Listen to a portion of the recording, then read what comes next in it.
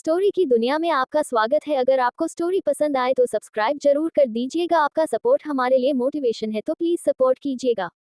अब तक जहान बात करते टाइम या फाइल में राज को कुछ दिखाते टाइम कभी राज को टच करता तो काफी बस उसे ही देखता रहता, तो कभी नीचे झुककर राज के ऊपर अपनी गर्म सांसें छोड़ता।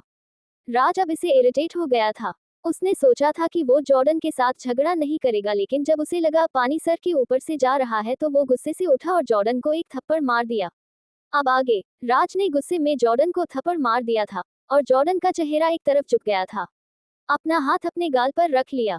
उसने एक पल को तो ऑफिस में शांति फैल गई, लेकिन ऑफिस साउंड प्रूफ था, इसलिए किसी को थप्पड़ की आवाज सुनाई नहीं दी। तभी राज ने गुस्से से कहा, तुम समझते क्या हो खुद को? हाँ, मैं कुछ कह नहीं रहा, इसका मतलब ये नहीं कि तुम अपनी मनमानी करोगे।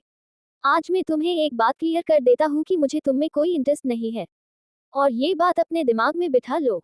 जॉर्डन जो कब से उसकी बात सुन रहा था, उसने थोड़ी हिम्मत करके कहा, लेकिन इसमें गलत ही क्या है? मैं तुम्हें लाइक करता हूँ और तुम्हें अपने प्यार का एहसास करवाना चाहता हूँ, वो भी इसलिए क्योंकि न तुम किसी और को पसंद करते हो और न ही तुम्हारी कोई गर्लफ्रेंड है। अगर तुम्हारा रिलेशन किसी और के साथ होता तो मैं कभी तुम दोनों के बीच नहीं आता, और तुम कभी ना कभी तो रिलेशन में आओगे ना, तो वो इंसान में क्यों नहीं हो सकता?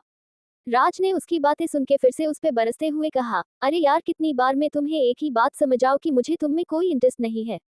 सुना तुमने? फिर राज ने कुछ सोचकर कहा, अगर तुम इतना ही कह रहे हो तो दिया तुम्हें एक चांस, सिर्फ एक वीक का, लेकिन इस एक वीक में तुम मुझे इम्प्रेस करने के लिए जो भी करोगे मैं तुम्हें नहीं रोकूंगा। लेकिन अगर इस एक वीक में तुम मुझे इम्प्रेस नहीं कर पाए तो दोबारा मुझे अपनी शक्ल कभी मत दिखाना। उसकी बात सुन के जॉर्डन के मन में एक उम्मीद जगी कि एक वीक तक तो वो राज को मना ही लेगा। सोच के उसके चेहरे पे स्माइल आ गई। एक सेगमेंट में उसने राज को गले लगा लिया। ये और राज ने गुस्से से उसे घूरा तो जॉर्डन ने कहा, अपनी बात याद है ना? मैं कुछ भी करूंगा तुम मुझे मना नहीं करोगे, और ऑफिस से बाहर आ गया। यहाँ जहान की डेस्क पर शाम को इलाही ने जो जहान को किस किया था वो उसी के बारे में सोच रहा था। उसका मन वक्त पे तो बिल्कुल नहीं था। जब उसे रहा नहीं गया तो वो इलाही की केबिन की तरफ बढ़ गया। उसने इलाही की पर्सनल लिफ्ट यूज की, जो कि इलाही और राज दोनों के अलावा कोई नहीं करता था। अगर किसी को कुछ भी काम होता तो वो राज को ही बताते। अगर राज को लगता कि ये इलाही के बिना नहीं हो सकता तो वो उसे बताता, अदरवाइज वो खुद ही सॉल्व कर लेता। लेकिन भाई, हमारे जहान को इलाही को देखे बगैर रहा नहीं जा रहा था, इसलिए वो पर्सनल लिफ्ट से इलाही के पास जाने लगा। वही जब उसके कॉलीग्स ने ये देखा तो आपस में बातें करने लगे। वही जहान जब लिफ्ट से इलाही के केबिन के बाहर पहुंचा तो उसे नर्वस भी फील हो रहा था, लेकिन उसने सोचा कि वो उसकी बीवी है और उसे मिलने का जहान को पूरा हक है। डोर नॉक किया। यही सोचते सोचते इसने अंदर से एक कोल्ड वॉइस सुनाई दी, कम इन। जहान धीरे से डोर खोल के अंदर गया। उसने देखा कि इलाही इस वक्त कुछ पेपर वर्क कर रही है और उसका पूरा ध्यान और फोकस उसके काम में है। इलाही को लगा राज होगा, क्योंकि सिर्फ उसे परमिशन थी इलाही के केबिन में आने की, क्योंकि वो इलाही का असिस्टेंट था, इसलिए इलाही ने ऊपर नहीं देखा, ये सोच के कि राज ही होगा। जहान ने जब देखा कि इलाही ने उसकी ओर ध्यान ही नहीं दिया तो उसने आगे बढ़ के इलाही की साइड जाके उसके हाथ से डॉक्यूमेंट छीन लिया। इलाही ने जब देखा तो उसकी आंखें गुस्से से लाल हो गई, लेकिन अगले ही पल वो शॉक्ड हो गई क्योंकि जहान उसकी गोद में बैठ गया था। इलाही ने जब जहान को देखा तो चौंक गई, फिर उसने थोड़े गुस्से में कहा, तुम यहाँ क्या कर रहे हो? इस पे जहान ने मासूमियत से कहा, वो बस तुम्हें मिस कर रहा था और तुम्हें देखने का मन कर रहा था तो आ गया। इस पे इलाही ने थोड़ी सख्ती से कहा, व्हाट मिस कर रहे थे? हम दूर नहीं रहते कि तुम वेट ना कर सको, शाम को घर आती ही हूँ यार, और सबने देख लिया होगा ना, सब बातें बनाएंगे तुम्हारे बारे में, ऐसे यहाँ नहीं आना चाहिए, गलती ना हो, गॉट इट? अगली बार ऐसी तुम्हें। जहान ने उसकी बात सुन के उदास होते हुए कहा, तो फिर ठीक है, मैं चला जाता हूँ। जहान उसकी गोद से उठने लगा।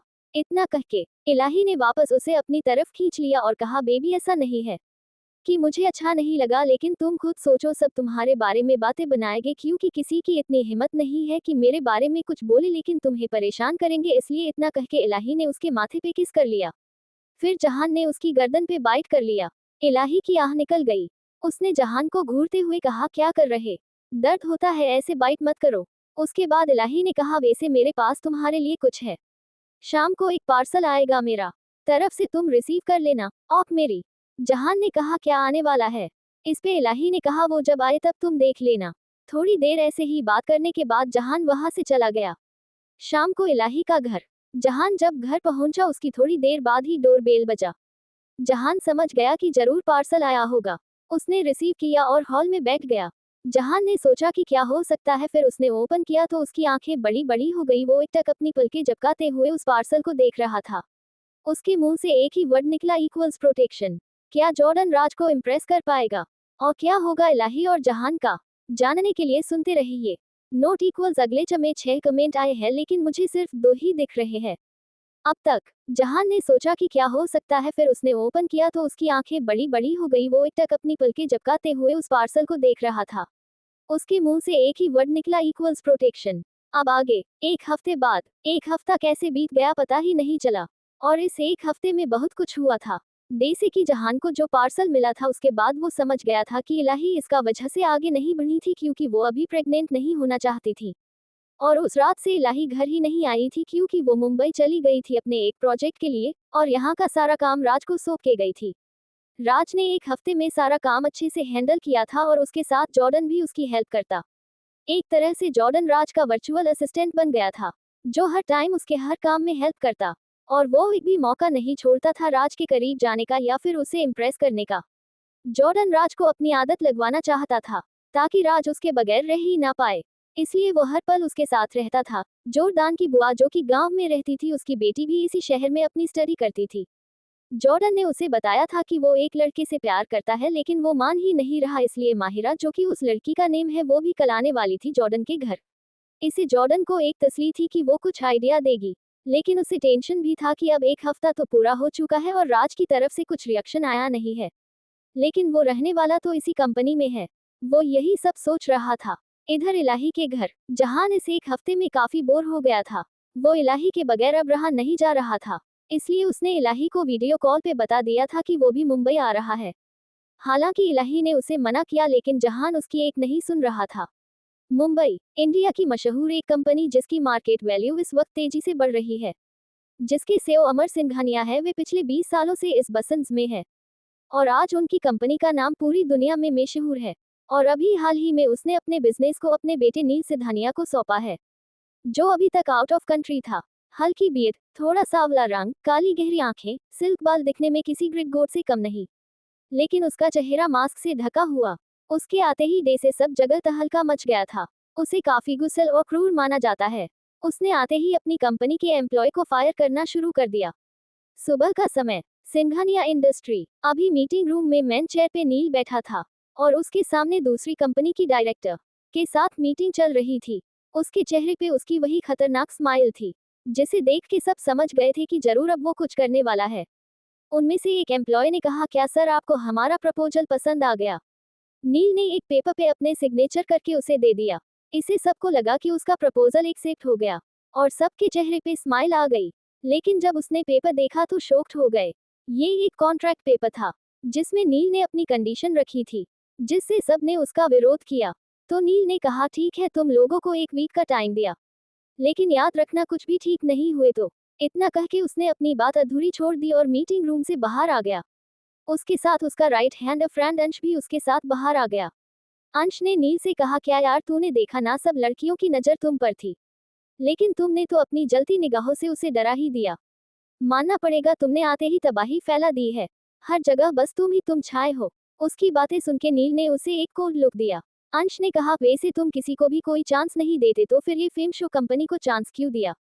जिसपे नील ने अपनी वही मिस्टीरियस स्माइल के साथ कहा, चांस के बाद उसे हारते हुए देखने में मजा ही कुछ और है।